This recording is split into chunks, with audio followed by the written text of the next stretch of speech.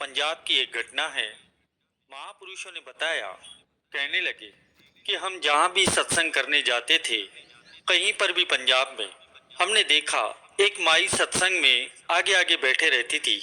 हर सत्संग में हुआ करती थी, चाहे सत्संग अमृतसर में हो या 60 किलोमीटर आगे हो या 100 किलोमीटर आगे हो, किसी भी गांव में क्यों न हो, जहां पर भी सत्संग होता था यह माई वहां पर पहुंच जाती थी और वह भी आगे आगे बैठी हुई दिखती थी।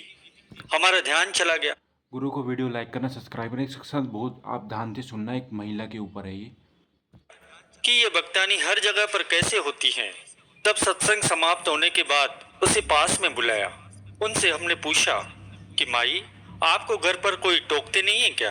आपको टोकते नहीं, हर सत्संग में जाती हैं, घर पर कोई काम नहीं होता? माई कहने लगी कि क्या करूं मैं ऐसे घर वालों का जो मेरे किसी काम नहीं आए। महापुरुष कहने लगे, बहुत दुखी हैं, क्या घर वाले परेशान करते हैं? माई कहने लगी, नहीं, कोई परेशानी नहीं, मेरे घर वाले बड़े अमीर हैं, बंगले हैं, गाड़ियां हैं, नौकर चाकर हैं, बेटे हैं, सब आज्ञाकारी हैं, कोई तकलीफ नहीं, पर मेरे किसी काम नहीं आए। महापुरुष कहने लगे कि खुलकर बात बताओ। तब उस माई ने बताया कि मैं मरकर जिंदा हुई हूँ, मरकर। महापुरुष हैरान हो गए, कहने लगे, माई खुलकर बता, खुलकर बात को बता। माई ने बताया कि मैं हर रोज तकरीबन 100 भिखारियों को अपने घर के बाहर रोज खाना खिलाया करती थी, कपड़े बांटा करती थी, बड़ी धनवान थी, खुलकर दान किया करती थी, पुण्य भी बहुत कमाए, लेकिन कभी नाम नहीं जपा करती थी, सत्संग में नहीं जाया करती थी। तो एक दिन एक मेरी सहेली, जो कि श्री आनंदपुर दरबार के गुरु महाराज जी को मानती हैं, जबरदस्ती मुझे सत्संग पर ले गई। सत्संग पर तो गई, पर मुश्किल से मैं 10 से 15 मिनट ही बैठी रही। मेरा मन नहीं लग रहा था, मैं उठकर बाहर चली आई। फिर उसके बाद मैं कभी सत्संग में नहीं गई। फिर अचानक एक दिन मेरी मौत हो गई। कहने लगी, यमदूत मुझे घसीट कर ले जाने लगे। मैं चिल्लाती रही, मेरे सारे घर वाले मेरे सामने खड़े थे, मेरे बच्चे, मेरा आदमी, सब खड़े थे, वे सब मुझे दिख रहे थे, पर वो मुझे नहीं देख पा रहे थे, कोई मदद को नहीं आया। मैं चिल्लाती रही। कहने लगी, यमदूत मुझे घसीट कर ले जाने लगे, इतना भयानक रास्ता कि मैं बता भी नहीं सकती। वो माई कहने लगी, यह जो वाणियां हैं, ग्रंथ है, उनकी एक एक पंक्ति इस बात को प्रमाणित करती है। गुरु अर्जन देव महाराज जी कहते हैं कि जे महाभयान दूत जम दल्ले, कि भयानक रास्ते से जब यमदूत घसीट कर ले जाते हैं, तब वहां पर केवल नाम संग तेरे चले, केवल नाम। कहने लगी कि आगे एक खौफनाक, बहुत ही डरावनी नदी आई। वह नदी पूरी खून से भरी हुई थी। यमदूत कहने लगे, तैर कर पार करनी होगी तुझे। मैं रो पड़ी, हाथ जोड़कर उनसे कहने लगी कि मुझे मत ढकेलो, मैं डूब जाऊंगी। पर यमदूत धक्का देने लगे। तभी उसी वक्त एक बाबा जी प्रकट हुए, सफेद कपड़ों में। उन्होंने मुझे अपने कंधों पर बिठाया और नदी पार करा दिया। मैंने उनसे पूछा, आप कौन हो? तब उन्होंने कहा कि तूने अपनी जिंदगी में एक बार 10 से 15 मिनट तक जिस सत्संग में आई थी, बस समझ लो हम उसी का ही फल हैं। माई कहने लगी, मैंने उनसे सवाल किया कि मैंने जिंदगी भर इतने गरीबों को खाना खिलाया, इतने पुण्य किए, दान धर्म किए, तो उसका फल? तो उन्होंने मुझसे कहा कि वे फल यहाँ पर नहीं चलते। जो हम दान करते हैं, हमारी यही भावना होती है कि हम जो दान कर रहे हैं उसका 10 गुना हमें वापस मिले, वह वहीं पर मिल जाता है। संत महापुरुषों के वचन है कि वह भी फल सबको नहीं मिलता जो दान करते हैं उसका फल। संत कहते हैं कि कोई दान करके सिर्फ 3 बार बोल दे, चाहे अपने रिश्तेदारों को, चाहे अपने मित्रों को या अपने घर वालों को, 3 बार बोल दे कि मैंने ये दान किया, मैंने ये दान किया, मैंने ये दान किया, फल खत्म। और लोग तो अपनी नेम प्लेट तक लगा देते हैं कि फलानी पानी की टंकी इसने बनवाई या फलाना कमरा इसने बनवाया। क्या फल मिलेगा? पंखे भी लगे होते हैं ना, उस पर भी नाम लिखा होता है। पंखा घूमता है गोल गोल, नाम तो दिखता नहीं, फिर भी लिखवाते हैं कि नाम दिखे ना दिखे, लिखवा तो लो। माई हैरान हो गई, क्योंकि वाणी कहती है, जे महाभयान दूत जम दल्ले, ते केवल नाम संग तेरे चले। वहां पर तो चलता है केवल नाम। कहने लगी, यमदूत घसीट कर मुझे लेकर गए वहां धर्मराज के पास।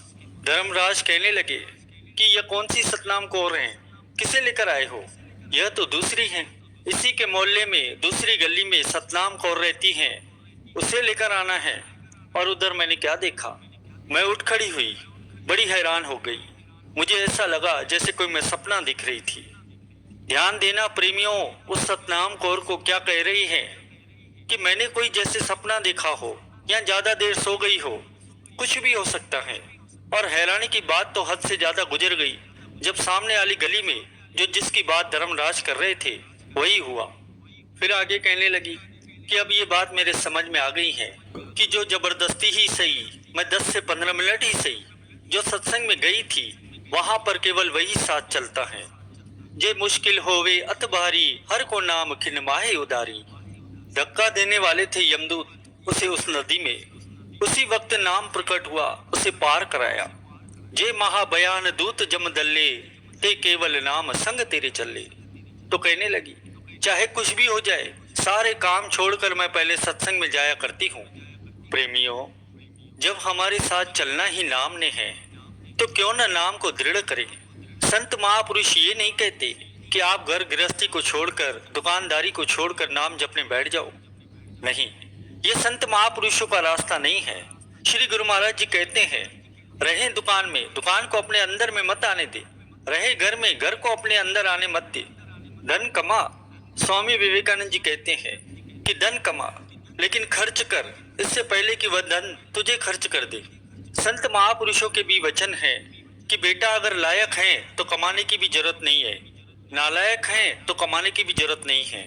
लायक होगा तो खुद कमा लेगा, नालायक हुआ तो कमाया हुआ धन भी गंवा देगा। तू अपनी सोच, अपनी सोच। सत्संग जब हो रहा हो तो उसे छोड़कर काम पर कभी मत जा। ये जन्म नाम जपने के लिए मिला है, इसको संभाल। श्री गुरु महाराज जी सबको सुम्मत दे, मेहर करे। संत महापुरुष फरमाते हैं कि जिस मुख से प्रभु का नाम नहीं सिमरा जाता, उनके घर में दुख आने ही आने हैं।